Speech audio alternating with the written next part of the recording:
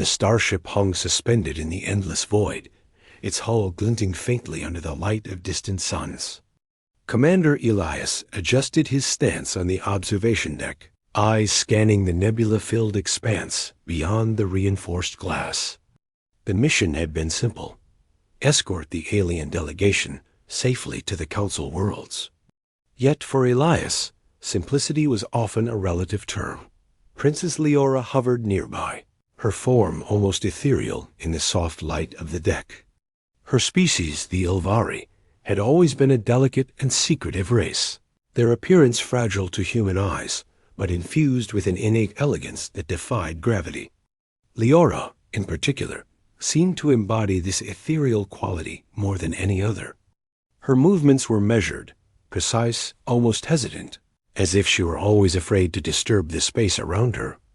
Yet, when Elias was near, that calm precision faltered. Her large, lavender eyes betrayed her emotions, darting toward him whenever he moved, only to quickly flick away when she realized he had noticed. Her breathing seemed shallower, and a faint pink hue dusted the translucent skin along her cheeks. Elias was unaware of the effect he had on her, focused instead on the logistics of the journey. "We'll enter the Ilari system in 3 hours," he said, his voice calm and deliberate. "Maintain all shields at optimal power. Do not engage unless provoked." Leora nodded, though her attention wavered. Her hands fiddled nervously with the edge of her ceremonial cloak, an unconscious act Elias did not see, but that the crew could not ignore. Her kind were graceful under pressure, but with him, something always seemed to unravel. The journey to the Council worlds was not without its dangers. Space was vast and filled with threats, both known and unknown. Pirates, rogue AI ships, and territorial factions tested the patience of even the most seasoned warriors. Elias, however, had earned his reputation through action rather than words. He moved through the ship with a quiet confidence, checking systems, running diagnostics, and making small adjustments to ensure the safety of the delegation. Liora trailed behind him, careful to keep a respectful distance, yet unable to suppress the quick glances she cast in his direction. When he paused to inspect the propulsion array, she would freeze nearby, almost blending into the walls, hoping he would not notice the tremor in her voice when she spoke. "You seem precise," she said softly, almost as if questioning herself more than him. Elias turned, one brow slightly raised. "Precision is survival," he replied simply. "In space, even small mistakes can have large consequences." Leora's lips parted, but no words followed. Her gaze dropped to the floor as a quiet hum filled the deck from the ship's life support systems. Elias did not press further, sensing that she had said enough for now. Yet he could not ignore the tension that radiated from her presence. It was subtle, like a faint tremor beneath calm waters, but perceptible to those attuned to such things. The first test of their journey came unexpectedly.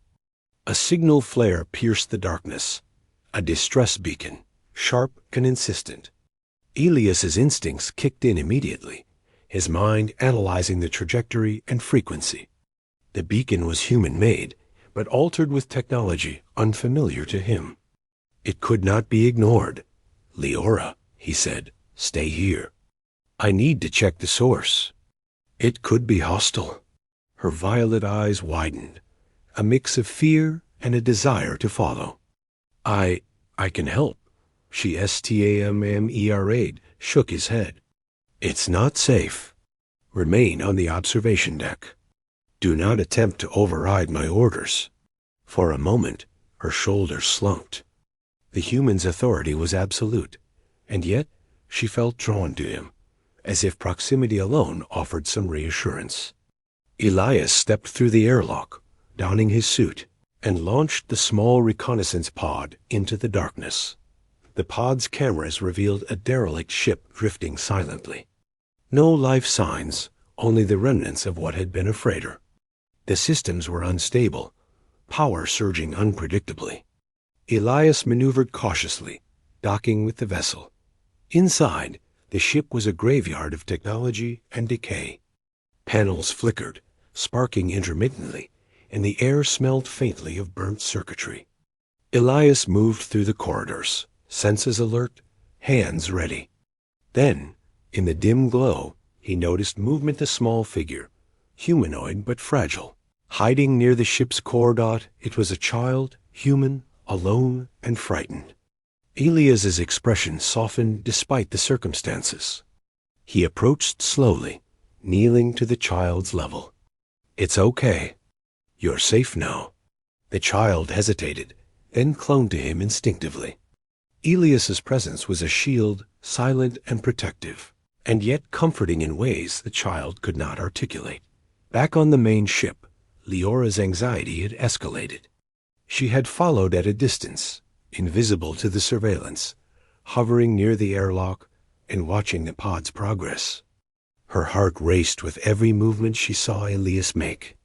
The fear of losing him, the excitement of seeing his skill, the unfamiliar stirrings of affection. It was overwhelming. When Elias returned with the child safely aboard, Liara's hands trembled slightly as she moved to assist.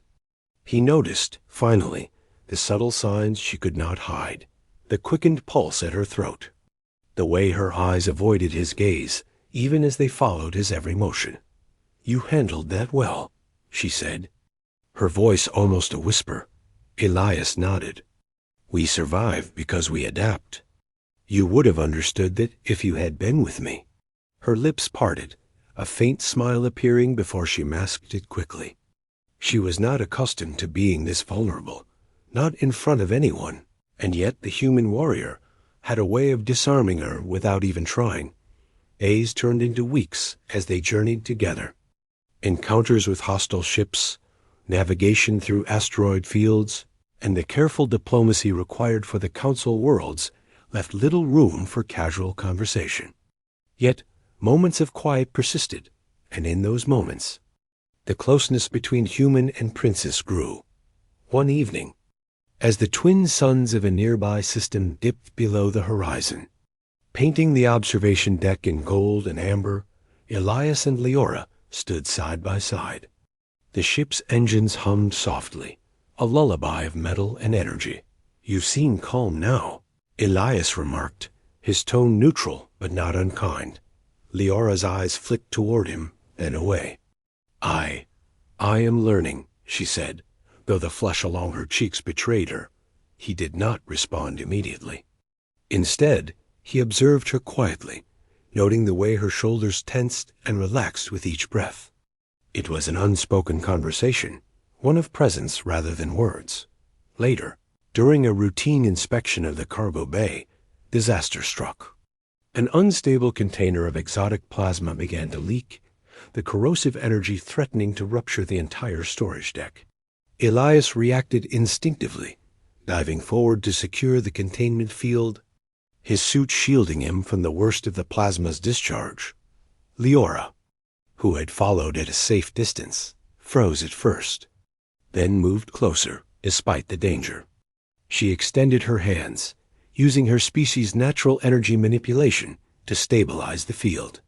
The plasma hissed and recoiled, a dangerous dance of light and heat, until the crisis was averted. Elias turned to her, breathless from the exertion. "You risked yourself." She lowered her gaze, unable to meet his eyes fully. "I could not stand by while you faced it alone." It was not bravery as humans understood it. It was the courage of someone whose emotions were so entangled with another that inaction was impossible. Elias's expression softened, understanding dawning in his eyes. "You are remarkable," he said quietly, "but do not think you have to prove yourself to me.